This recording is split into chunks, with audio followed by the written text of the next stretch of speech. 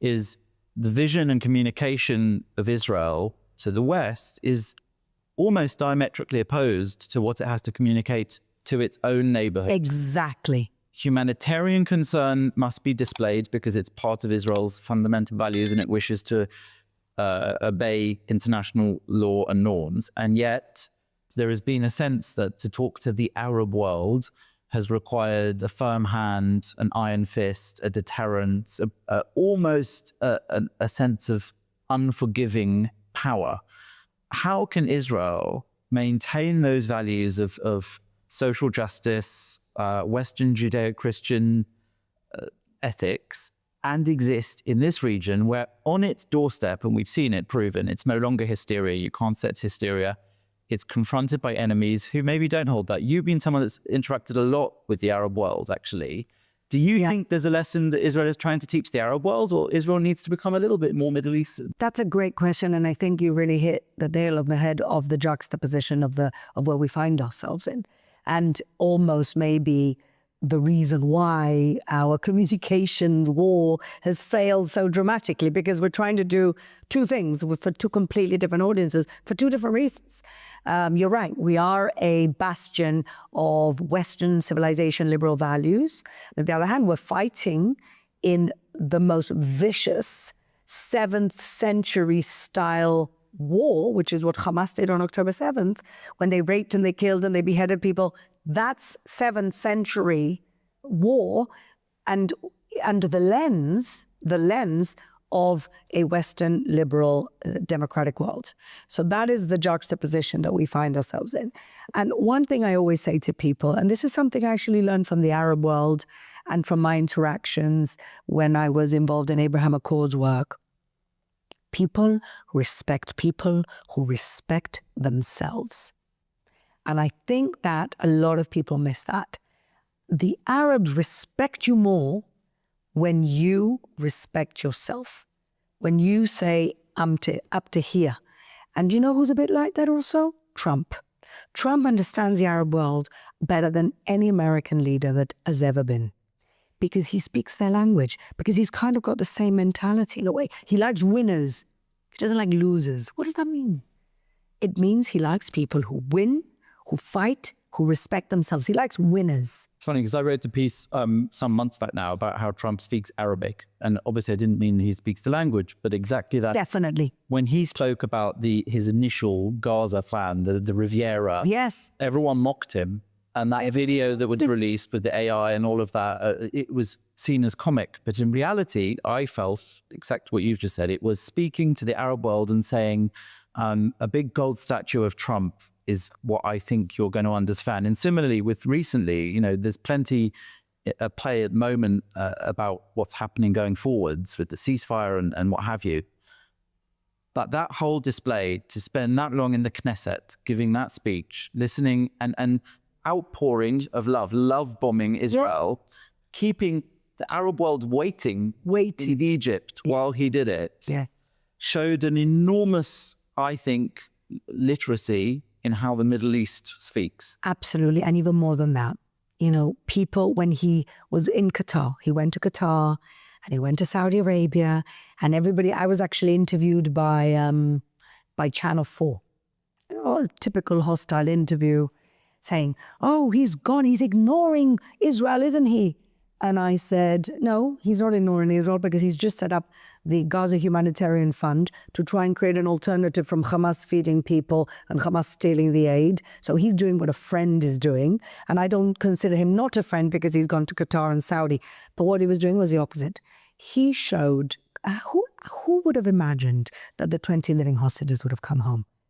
I wouldn't have. I don't think anyone here believed that. Nobody believed it. Nobody believed it. And I think only Trump could have done it. Why? What did he do? He went to Qatar. He love bombed them. And then he said to Qatar, here is the pathway to a good relationship with me. And here is the pathway to you being a liability because of Hamas.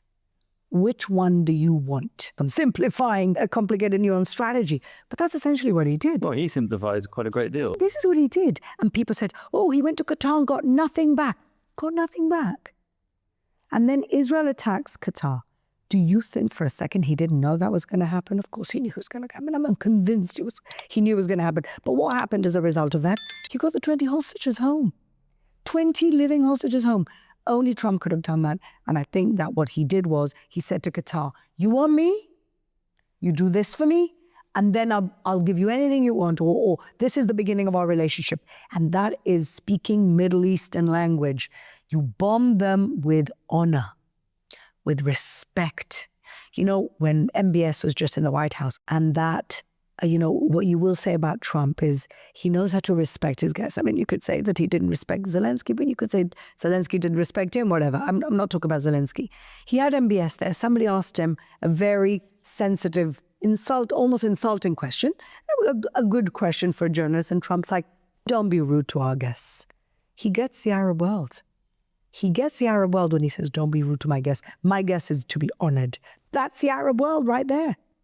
So that, I think, brings us very neatly to what I guess is the closing question, which is, how do we go forwards from here? How does Israel go forwards? But how does the world go forwards? Because it's a balance, isn't it, between honor, pragmatism, and idealism.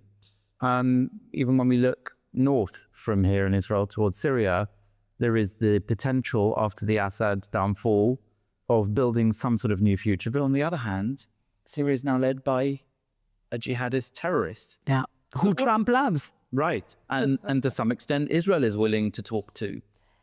Yes. So how do you balance in the future? What do you think for the world? Nice, easy and simple question to end with. How do you balance this sense of being pragmatic, working with what you can get, making incremental progress, but not doing what happened on October the 7th, which is saying, well, this is pragmatic. We're allowing Qatari money into Gaza. We're keeping quiet. But then look what brews after 20 years of Hamas rule in Gaza. What brewed as a result of that quiet was ultimate disaster. How do we stop that happening on the world stage, which is entertaining the tyrants and fanatics of the world, because we can keep them in line and we can build forward progress, but not leading to this disaster? Shouldn't we all stand by those Judeo-Christian ideas and what's right and wrong?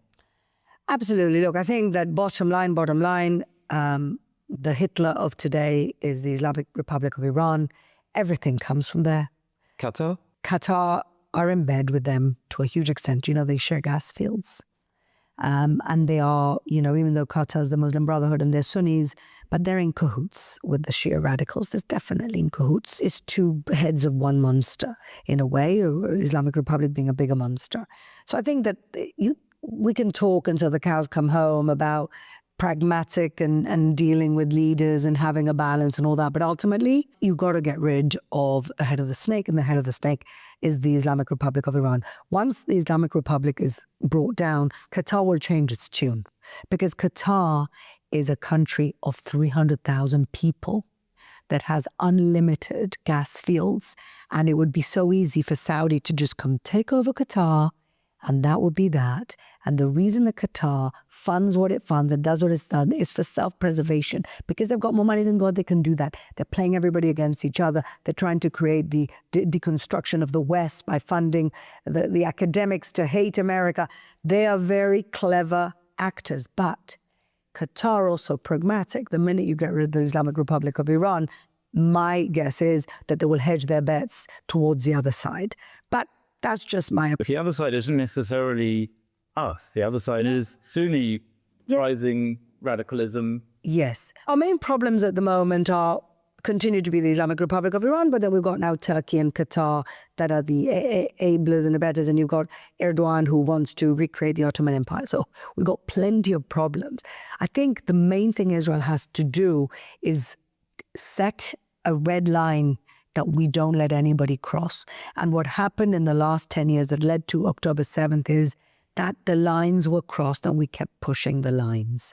For God's sake, 2 years before October 7th, Hezbollah set up a tent in our sovereign territory, and we were scared to remove a tent.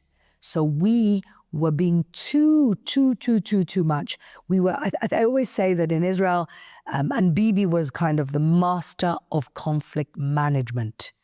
And when you manage conflict so well, you have zero incentive to resolve conflict. And sometimes it takes a big war to get to the other side into conflict resolution, because conflict management was always much more easy